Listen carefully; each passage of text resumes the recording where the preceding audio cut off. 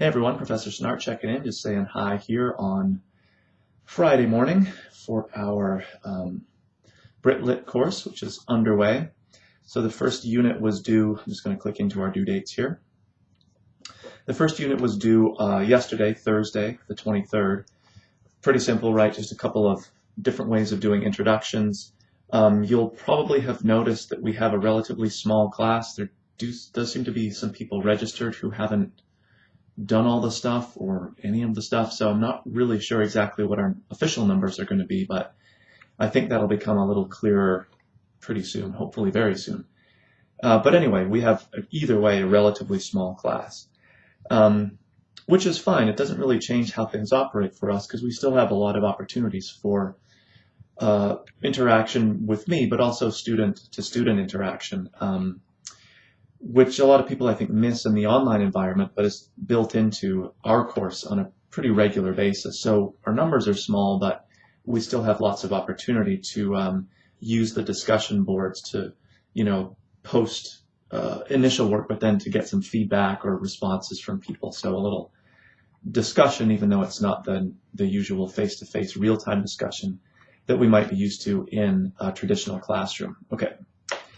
We're also getting into our first unit that is more content-based as far as the course goes and a little more typical relative to what our units will normally look like. There's a reading assignment from the textbook, some kind of background lecture notes, which are both text notes but also some PowerPoint stuff that's in there that you can watch, various other kind of video background type things, and then I'm just going to let it catch up here.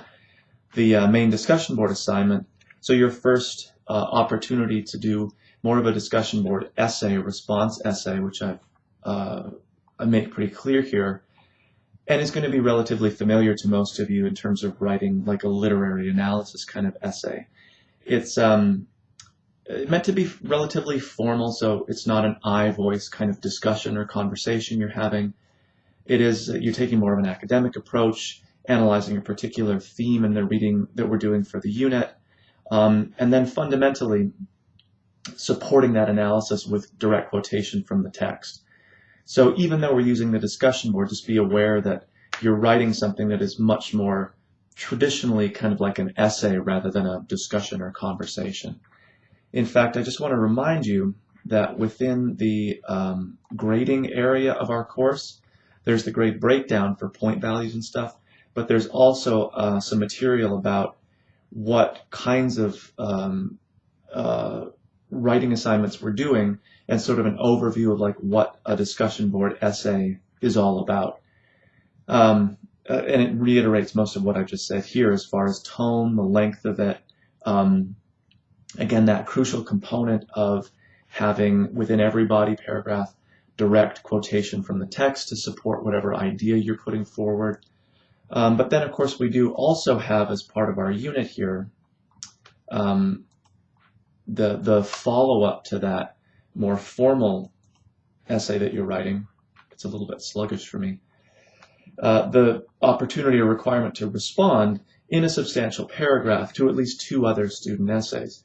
So you're not having to write yet another essay in response. It's a much more informal, discussion-y kind of response. You might, note a similar idea that somebody had, maybe an additional kind of way of arguing that idea or a piece of support that they could use.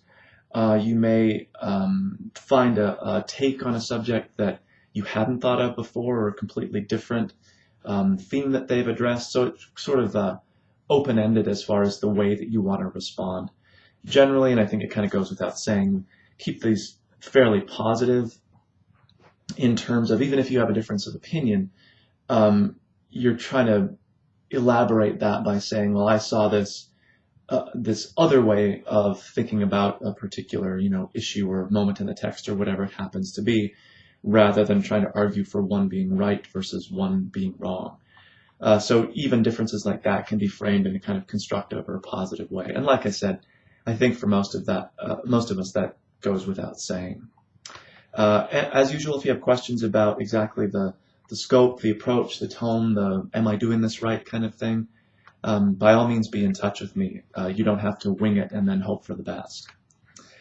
As far as the unit itself, we're looking at a very famous kind of quintessential Brit-lit work, at least selections from it, Milton's epic poem Paradise Lost, which, as you'll see in the lecture notes here, it actually predates what's supposed to be the beginning of our course, the 1800 more or less, by 100+ years. So we cheat a little bit on the back end there, but in so doing, we set up the first set of authors we look at, Romantic period authors, which really are the 1800 and beyond. So much of what they were interested derives from their reading, and some would say even their misreading, of Milton, in particular Paradise Lost, and particular the figure of Lucifer, or he's renamed Satan, the main kind of adversarial character, who is not the typical sort of pop culture Satan, just this evil guy who's bent on evil and he's very evil and all that kind of stuff. He's not simplistic by any means. In fact, he's one of the most complex and most engaging characters in a large part of Milton's epic. He has a lot of kind of internal dynamic that we have access to. He's a great speaker, for one thing, which we see in some of these opening selections that I'm having you read. And I'll be perfectly honest, clearly Paradise Lost is not a text we could cover in its entirety. It is epic in scope. It tells the story of the angels' revolt in heaven, their fall from grace, the creation of earth and mankind through Adam and Eve, the plan that Satan hatches to corrupt these two individuals because he knows he can no longer confront God in a kind of one-to-one situation, which he tried and failed at. So it's Milton's reworking of that basic creation myth that we get from really the first couple pages of Genesis. If you've never read it, it's interesting to see it for its length alone, for this story that we think of as so fundamental to the Western belief system, the Western Christian belief system. It actually occupies a very tiny portion of the Bible. And I should say straight out that, we're not reading this for religious significance or a correct kind of understanding of religious history. This is simply the textual documents that we have, and Milton's rewriting of this thing, and his taking on all these moral and philosophical and epic kinds of traditions.